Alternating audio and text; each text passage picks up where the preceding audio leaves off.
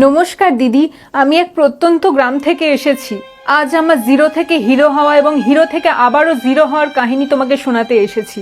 দিদি, ছোট থেকে আমার স্বপ্ন ছিল আমি বড় হয়ে টিচার হব, কিন্তু স্কুলের এক্সামে আমি চিটিং করতাম বলে আমাকে সবাই চিটার বলতো। কিন্তু সেই চিটার কি করে টিচার হলো সেই গল্পই আজকে শোনাবো। দিদি, আমার অনেক কষ্টের জীবন ছিল। খাওয়ার জন্য ঘরে টাকা ছিল না, কারণ সব টাকা তো আমরা ব্যাংকে রাখতাম। তো ফাইনালি ব্যাংক থেকে টাকা তুলে ঘুষ দিয়ে অনেক কষ্ট করে ওই চাকরিটা পাই। সবাই ভাবে যে ঘুষের চাকরিতে নাকি কষ্ট নেই, কিন্তু তারা তো জানে না ব্যাংকের লাইনে দাঁড়িয়ে অতগুলো টাকা তোলা কত যে কষ্টের। সেটা দিদি আমি ছাড়া আর কেউ জানে না। তারপর সেই লাখ লাখ টাকা নিজের ঘাড়ে করে বয়ে আনলাম দিদি। আবার সেই টাকা সারা রাত জেগে নিজে গুনে চেক করে নিলাম। দিদি, আপনি বলুন তো অতগুলো টাকা গুনতে কি কষ্ট হয় না? তারপরেও লোকে বলবে আমি নাকি ফোকটে চাকরি পেয়েছি। না ভাই, ফোকটে না, আমাকেও কষ্ট করতে হয়েছে। রাত জেগে তোমরা যেমন বই পড়েছো, রাত জেগে আমাকেও টাকা গুনতে হয়েছে।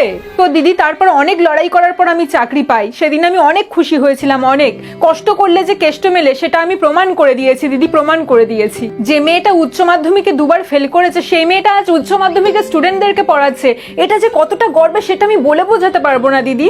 আমি নিজে ইতিহাসে ফেল করেও স্টুডেন্টদেরকে ইতিহাস পড়িয়ে ঐতিহাসিক রেকর্ড করেছি। এই, তুমি নিজে ইতিহাসে ফেল করে আবার অন্যদেরকে ইতিহাস কি পড়াও? বলো তো পলাশীর যুদ্ধ কিভাবে হয়েছিল?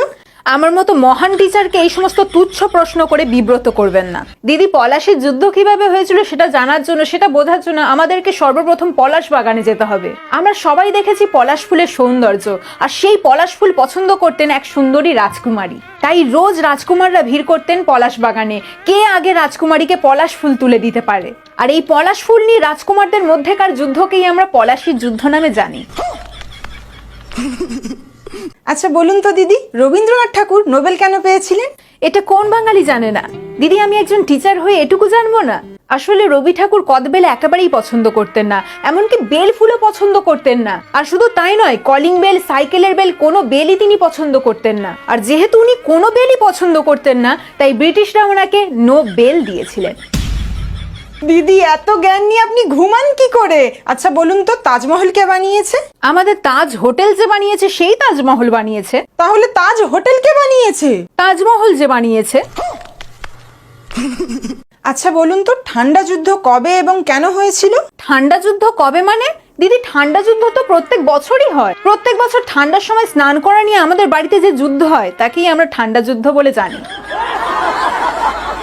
গান্ধীজির ডান্ডি মাছ সম্পর্কে কি জানেন বলুন? এটা তো খুবই সিম্পল দিদি। আমরা সবাই জানি গান্ধীজি সচরাচর নাচতে পছন্দ করতেন না, কিন্তু এক সময় মার্চ মাসে তিনি ডান্ডিয়া নাচেন। হ্যাঁ, সাধারণত ডান্ডিয়া ফেস্টিভ্যাল অক্টোবরে হয়, নবরাত্রির সময়। কিন্তু গান্ধীজি যেহেতু মার্চ মাসে ডান্ডিয়া নেচেছিলেন, তাই সেটাকেই আমরা ডান্ডি মাছ হিসেবে জানি।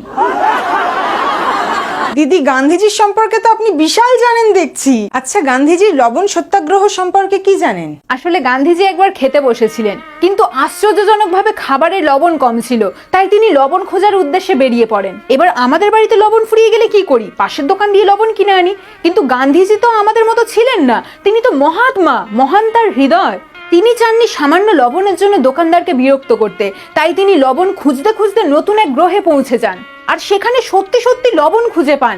আর তাই জন্যই তিনি সেই গ্রহের নাম দেন লবণ সত্যগ্রহ। আর আমরা যে এই টাটা কোম্পানির লবণ খাই সেটাও কিন্তু ওই লবণ সত্যগ্রহ থেকেই আসে।